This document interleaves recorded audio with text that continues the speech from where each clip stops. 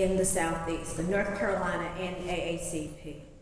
I'm joined today by a number of representatives from organizations, HKNJ, NAACP leadership, and people of goodwill who were so moved by what has been happening in our house, the People's House, the General Assembly, that they chose to put themselves on the line through civil disobedience.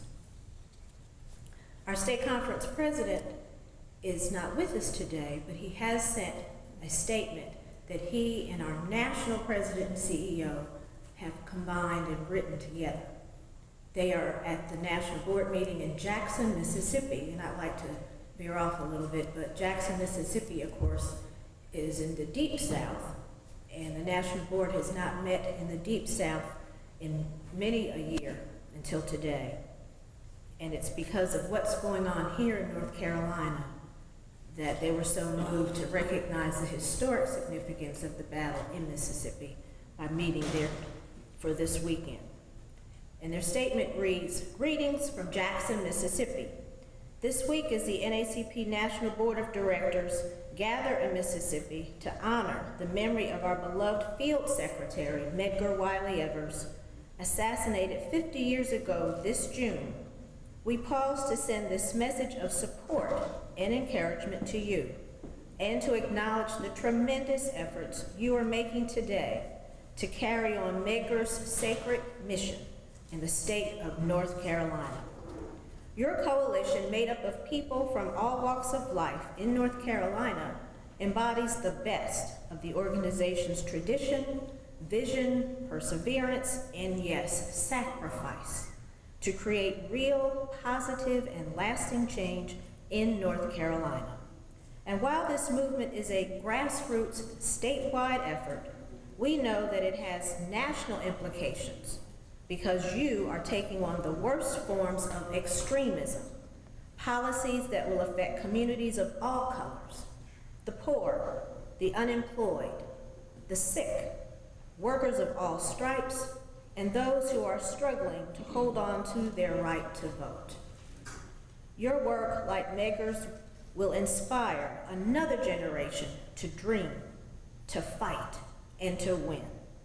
We encourage the people of North Carolina to keep up the fight, knowing that the national NAACP stands with you in solidarity, and we stand at the ready to offer our support. Sincerely, Benjamin Todd Jealous, President and CEO, National NAACP, and Reverend Dr. William J. Barber II, President of the North Carolina State Conference of the NAACP.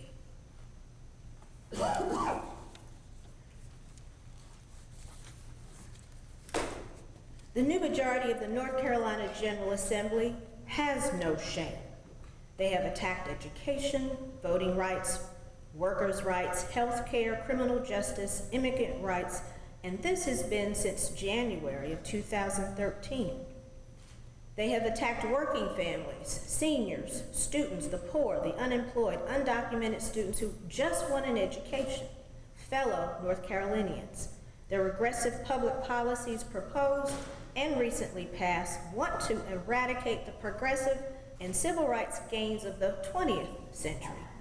These efforts seek to viciously dismantle the public policy victories won in the early years of our own new millennium by the North Carolina NAACP and the HKNJ coalition.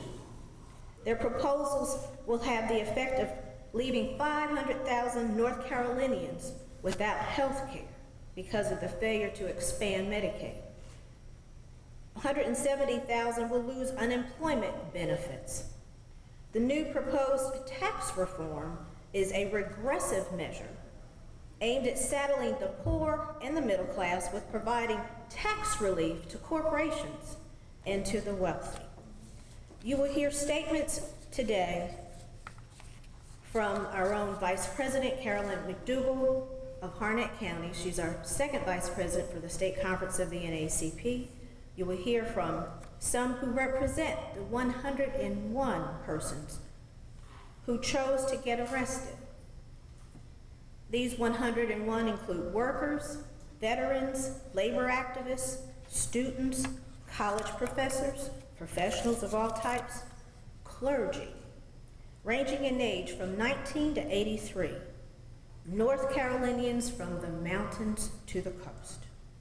And then our field secretary, Rob Stevens, and HKMJ coordinator, Reverend Curtis Gatewood, will provide additional information.